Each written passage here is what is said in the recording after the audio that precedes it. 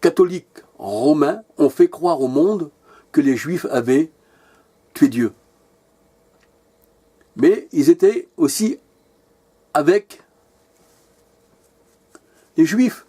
Juifs et Romains ont massacré le Seigneur, ils l'ont mis en croix, ils l'ont cloué. C'était une connivence entre eux. Il n'y a pas que les Juifs qui étaient là. Les Juifs non convertis, il n'y avait pas qu'eux. Il y avait aussi les Romains. Ça, c'est oublié de le dire. Voyez-vous ? Pour que la haine du monde tombe sur les Juifs. Non, non. Les Juifs vont tous se convertir à la fin, la parole nous dit. Nous avons été greffés sur l'olivier, mais eux, ils seront, la parole de Dieu, elle dit, qu'eux, ils seront remis de nouveau sur leur vraie branche aussi, afin que la totalité des païens seront rentrés. Il y a une totalité.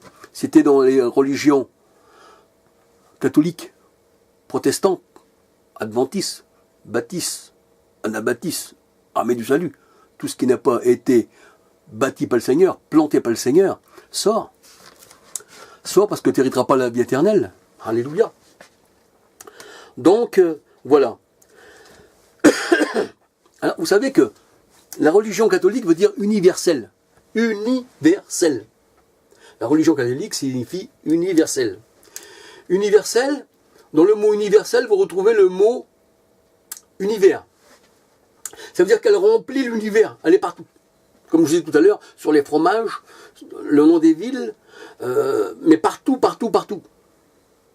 Saint-Émilion, Saint-Nectaire, Châteauneuf-du-Pape, le vin, Sainte-Trinité, Saint-Leu-d'Esseran, comme je vous disais, Saint-Malo, Pont-Saint-Maxence. Voyez-vous ? Mais ça porte toujours le nom de saints qui ne sont vraiment pas saints. Mais ça vient du catholicisme. C'est une religion d'État. Le Vatican, c'est un État dans un État dont le pape, il est le chef de l'État avec un parti politique et aussi un parti religieux. Il est la tête du monde. Il fait partie de tout. Toutes les religions sont à la botte du pape. Oui, tout. C'est pour ça qu'on l'appelle la grande prostituée, Babylone la grande. La grande prostituée. Babylone. Alléluia. Que le Seigneur nous bénisse, qu'il nous fasse sortir de tout ça. Amen. Alors c'est vrai qu'elle est universelle. Elle remplit bien le sens de son nom. Hein, catholique, c'est le sens de son nom. Elle remplit l'univers, oui, et elle est contre le peuple de Dieu. C'est la grande route de la perdition. Ah oui, ça c'est la grande route. Il n'y a pas d'autre route. Je ne connais pas, moi, de plus grande route de perdition que le catholicisme et le protestantisme. Et ensuite les grandes religions qui suivent derrière. Non, je ne connais pas. Je ne connais pas. Le troupeau de Dieu, c'est un petit troupeau. Alléluia. Le troupeau de Dieu, c'est un petit troupeau. Votre Père Céleste a trouvé bon de vous donner le royaume, disait Jésus. Alléluia. Et c'est le contraire de la vraie Église. Le catholicisme. Les grandes religions, où il y a des gourous. Ce sont des gourous. Ils font tout. Ils baptisent. Ils parlent. Faut que ça passe par eux. À croire que l'Église du Seigneur n'est formée que d'un seul membre. N'avez-vous jamais lu dans 1 Corinthiens 12 1 jusqu'à la fin de tous les versets? À l'un était donné une parole de sagesse, à un autre une parole de connaissance, à un autre le don de guérison, à un autre le don de gouverner, à un autre, à un autre, à un autre, à un autre. Pas toujours au pasteur, au pasteur, au pasteur, au pasteur. Non. Ces églises-là, ce sont des fausses églises. Ce sont des églises atrophiées. Les gens écoutent, ils viennent, ils s'assoient, ils retournent chez eux, mais il n'y a rien. La foi sans les œuvres est une foi morte. Le Seigneur, son corps doit être vivant. Ce n'est pas un corps atrophié. Le pasteur ne peut pas tout faire. La main ne dirait-elle pas au pied, je n'ai pas besoin de toi. L'oreille. Mais c'est faux. L'église du Dieu vivant est vivante. Alléluia. C'est Jésus qui l'anime. Nous n'avons pas reçu un esprit nous n'avons pas reçu un esprit de timidité, mais un esprit de force. Comprenez-vous? Un esprit de force. C'est ça la vraie Église. Elle est vivante. Le Seigneur a fait de chacun de nous des sacrificateurs. Vous êtes une race de sacrificateurs. Et le Seigneur disait, celui qui croit en moi fera encore de plus grandes choses. Celui qui croit en moi, c'est qui? Pas simplement le pasteur. Quand le Seigneur a dit, je répandrai de mon esprit sur mes serviteurs et mes servantes, ça veut dire quoi? Ça veut dire que sur ses servantes et ses serviteurs, il a répandu de son esprit. Si le serviteur, il n'aurait qu'un seul, il a répandu son esprit sur une seule personne. Et les autres ne l'auraient pas. Mais c'est sur ses serviteurs et ses servantes. Combien de fois qu'on voit parmi les gens du voyage, y a-t-il un serviteur sur la place? Et lui, il se dit chrétien, donc il n'est pas serviteur du Seigneur. À l'un, tu as une parole de sagesse, à l'autre, une parole de connaissance, à un autre, le don de guérison. Et toi, tu n'as rien reçu. Il n'y a que lui que le serviteur. Il fait tout. Mais c'est pas de Dieu. Cherchez les Écritures. Que faire, frère, lorsque vous vous assemblez, la parole de Dieu nous dit? Chacun a-t-il un cantique, une exhortation? Alléluia. Que le premier qui a parlé se taise et que l'autre ensuite reparle. Parce que les esprits des prophètes sont soumis aux prophètes. Mais ça, c'est pas la parole de Dieu. C'est la parole d'un homme. L'Église catholique, c'est ça. Et encore dans l'Église catholique, des fois, il y en a plus qui parlent. Mais c'est ça. Le curé fait tout. C'est lui. Nous, on n'est rien. On attend. La foi sans les œuvres est une foi morte. Tu n'as pas de connaissance. Rien.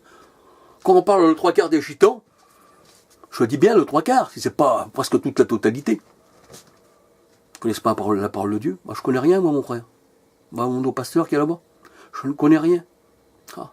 Faute de connaissance, mon peuple se meurt. Si tu n'as pas de connaissance, tu ne peux pas servir le Seigneur. Comment moi je veux faire de la mécanique si je n'ai pas de la connaissance dans la mécanique? J'ai dit que j'étais mécanicien, mais je ne fais rien du tout. Rien. Puisque je ne connais pas. Va voir l'autre là-bas, moi je suis mécanicien, mais je ne sais même pas ce que c'est le boulon d'une roue. Carburateur, peut-être que je le mettrais bien à la place de l'essuie-glace. Mais tu n'as pas de connaissance. Tu es boulanger, tu dis, tu n'as jamais fait de pain. Tu es un pilote de course, tu n'as jamais monté dans une auto de course. Mais tu n'es rien. Tu l'es peut-être de la bouche, mais du cœur. Le Seigneur a dit, tu me loues des lèvres, mais ton cœur est éloigné de moi. Oui, ah Jésus, il est grand, il est puissant, alléluia. Mais je ne connais pas. Donc quel Dieu que tu peux dire que tu adores? C'est pour ça que faute de connaissance, tu es rattaché à la doctrine de Rome. Si tu avais de la connaissance, tu sortirais. Et Christ va t'éclairer, alléluia. Amen. Moi je dis amen, alléluia. Voilà. Alors c'est vrai que la grande route de la perdition, elle mène dans toutes ces grandes fausses religions. Alléluia. Hein? Jérémie 5,7 nous dit, eh bien, qu'ils sont en foule, Jérémie 5,7, ils sont en foule dans la maison de la grande prostituée. Oui. Et le psaume 82,1 nous dit que Dieu se tient dans l'assemblée de Dieu. Crois-tu que Dieu se tient au Vatican? Crois-tu que Dieu se tient dans la doctrine du Saint-Empire romain, dont tu en es le disciple, mais que tu ne le sais même pas? Oui, tu défends farouchement la doctrine de Rome, et tu dis que le pape c'est un diable. Ça ne peut pas aller. Comprends bien. Et tu dis, tu deviendras un serviteur de Dieu comme Dieu veut, pas comme les hommes veulent. Les hommes veulent que tu restes attaché à des doctrines de démons. Malheur à l'homme qui se confie dans un homme, et heureux celui qui se confie dans l'Éternel. Alléluia.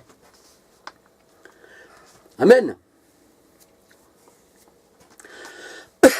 Alors, comme je vous disais, le Vatican signifie serpent de vin. Serpent de vin. Devine. Un peu comme Balaam, le devin. Ah, il parlait aussi des choses de Dieu. Je ne maudirai pas ce peuple, disait Balak. Non, non, je ne le maudirai pas. Mais il était perdu, lui. Et il est mort. Balaam, le devin. Mais il est mort sans le Seigneur. Il devinait. Devin veut dire devine. Oui, deviner. Mais c'était tout.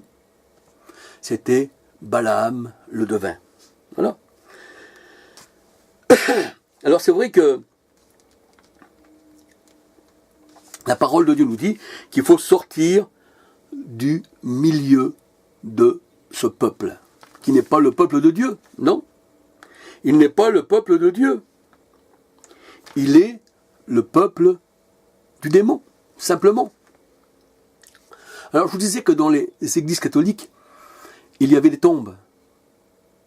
Tout le monde le sait qu'il y a des tombes. Des tombeaux de rois, de reines. Il y a des ossements, des têtes de mort. Donc les curés se mettent à genoux devant les têtes de mort.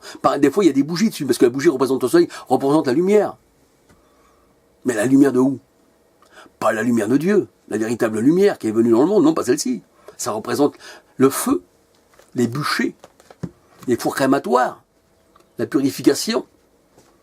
C'est pour ça qu'on brûlait les gens, parce qu'on adorait le feu, on adorait le soleil, la pyramide, le dieu pharaon. Et que la pyramide était aussi un tombeau. Et la pyramide, c'est le triangle qu'on retrouve sur les places publiques et qui est écrit à nos morts. Ça, c'est à l'obélix. Sur les places de Rome, il y a aussi l'obélix comme ça. Comprenez-vous? Donc on peut dire que ça, ce sont les morts. Le Vatican est posé, je vous le redis, eh bien, il est bâti sur un ossuaire. Comme toutes les fausses églises. Et quand vous rentrez dans ces églises-là, vous rentrez carrément dans un cimetière. Hein? Voilà. Alors voilà ce que je voulais vous dire. Et c'est rempli d'idoles. Et la parole de Dieu nous dit que derrière chaque idole se cache un démon. Alléluia. 1 Corinthiens 10, 18 à 21, derrière chaque idole se tient un démon. Mais le Seigneur nous disait, puisque c'est des cimetières, ces trucs-là, le cimetière nous dit, pourquoi cherchez-vous parmi les morts celui qui est vivant? Pourquoi cherchez-vous à Rome le bâtiment, le serpent de vin, qui est bâti sur les cimetières, celui qui est vivant? Pourquoi cherchez-vous? Luc 24, 5. Non, on cherche le vivant. Celui qui est vivant, c'est le Seigneur. Je suis vivant, dit le Seigneur, alléluia. Mais pourquoi chercher parmi les morts celui qui est vivant? Alors que ces églises catholiques, là, ce sont des cimetières. Ésaïe 8, 19 nous dit, ne consulte pas ceux qui invoquent les morts. Un peuple saint doit consulter son Dieu. S'adressera-t-il aux morts en faveur des vivants? Deutéronome 18, 11 à 14. Deutéronome 18, 11 à 14. Vous savez, je vais vous dire une chose, que les démons, ça se plaît où un démon? Eh bien, on va le voir tout de suite. Vous savez que les démons se plaisent dans les sépulcres. Oui, un démon se plaît dans un sépulcre. Voyez le possédé de Gadara. La parole de Dieu nous dit qu'il vivait dans les sépulcres. Il vivait dans les sépulcres. Matthieu 8, 28 et Marc 5, verset 3. Matthieu 8, verset 28 et Marc 5, verset 3. Ceux qui vivent dans les sépulcres ressemblent aux sépulcres. Ceux qui vivent dans les sépulcres ressemblent aux sépulcres. Ils paraissent beaux en dehors, mais à l'intérieur, ce sont impuretés, ossements et pourriture et mauvaise odeur. C'est ce que dit le Seigneur. Celui qui vit dans les sépulcres le ressemble.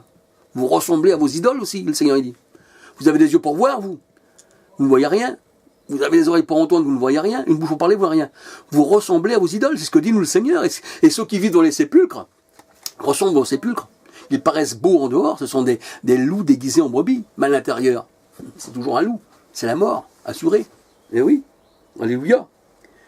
Matthieu 23, 27 à 29. Matthieu 23, 27 à 29. Apocalypse 18, 2 nous dit que Babylone, pas moi qui le dis, Apocalypse 18, 2 nous dit que Babylone est une habitation de démons. Et c'est un cimetière. Babylone, c'est un cimetière. Et vous en défendez la doctrine. Parce que vous avez la même doctrine, c'est ce que je veux vous dire. Celui qui s'attache à la grande prostituée est avec elle une seule chair. Et la chair n'héritera pas le royaume des cieux. Non, sortez du milieu d'eux, mon peuple. Sortez. Il y a un peuple de Dieu parmi ces gens. Et c'est à eux que je m'adresse, alléluia. Parce que le Seigneur vous aime. Je sais qu'on dira que je suis un fou de parler comme ça. Je m'en fous. Vous avez vu le jeu de mots, je m'en fous. Mais c'est vrai. Je vous annonce le Seigneur tel que le Seigneur m'a dit de vous le dire, alléluia. Et la parole de Dieu nous dit que même leur gosier est un sépulcre ouvert. Parce que leur gosier, leur bouche, ce qui sort de leur bouche, ça ne peut pas vous emmener à la vie. Ça peut vous emmener qu'à la mort. Donc leur gosier, c'est un sépulcre ouvert. Vu qu'à l'intérieur d'eux, c'est la mort, c'est le diable, et qui vit dans les cimetières, leur gosier, c'est un sépulcre ouvert. C'est écrit... vous pouvez lire ça dans la parole de Dieu, dans le psaume 5, verset 10. Psaume 5, verset 10. Le catholicisme a tué, déporté, brûlé les juifs par millions.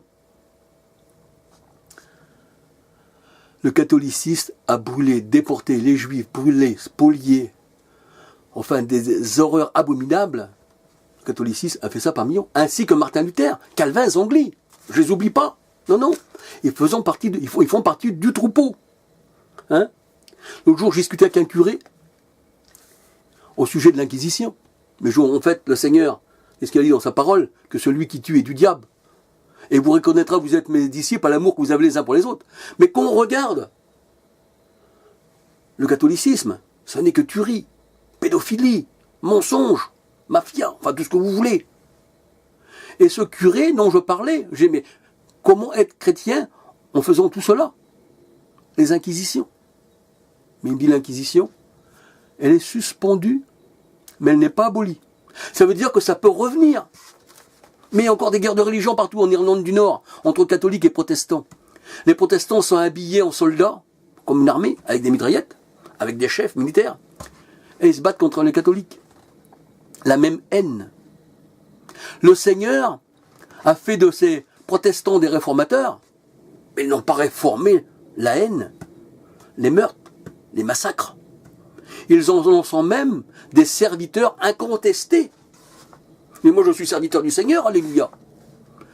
Oui, je dois avoir de l'amour. Peut-être que mon langage vous paraît peut-être un peu bref, mais je sais qu'au fond de moi, j'aime tous les hommes comme Dieu aime tous les hommes, alléluia. Sinon je ne serais pas serviteur de Dieu. Je n'ai rien contre vous. Protestants, catholiques, adventistes, anabaptistes, et toutes sortes de religions. Le Seigneur aime tous les hommes, il est le Dieu de tous les hommes, et tous les hommes sont faits à l'image de Dieu. Et la parole de Dieu nous dit qu'on ne doit pas regarder un homme comme impur. Puisque dans Acte 17, 26, la parole de Dieu nous dit que tous les hommes sont sortis d'un seul sang. Donc si nous sommes tous sortis d'un seul sang, les témoins de Jéhovah ont tort même, pour la transfusion, puisque c'est qu'un seul sang. Nous sommes tous sortis d'un seul sang, c'est pas moi qui le dis. Alléluia. Acte 17, 26. Amen. Alors c'est vrai, il faut sortir de ces fausses religions. Je vais vous dire, il y a un homme, le pape, à cette époque, reculé, il s'appelait Urbain II, et il y avait Godefroy de Bouillon. Eh bien, ils ont fait des massacres dans les pays arabes, à ne plus savoir. Ils ont massacré hommes, femmes, enfants. Tout ça pour nous dire à nous, enfin nous, j'étais pas là, mais à ceux qui étaient là, à ceux qu'il fallait quand même qu'il y ait une réponse, pour délivrer le tombeau du Christ.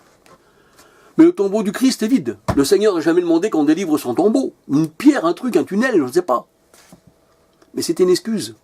C'était une excuse pour pouvoir massacrer ces gens-là. Tu ne peux pas massacrer des gens. Alléluia. Nous sommes tous des citoyens de la terre. Que ce soit arabe, que ce soit belge. J'aime tout le monde. Tous les hommes. Dieu aime tout le monde. Alléluia.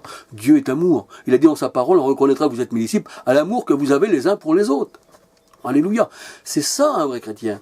C'est ça marcher dans l'amour. C'est ça marcher. C'est ça être scellé de l'amour. Et celui qui n'a pas d'amour ne peut pas dire qu'il est de Dieu. Comme celui qui n'a pas la lumière. Donc il reste dans les ténèbres. Si j'ai pas l'amour, j'aurai la haine. Mais j'ai pas d'amour. J'aime tous les hommes et les femmes de Dieu. J'aime tous les hommes et les femmes, même qui ne sont pas de Dieu. J'aime tout le monde. J'aime aussi les animaux. Alléluia. Je prends soin de mes bêtes. Je les aime.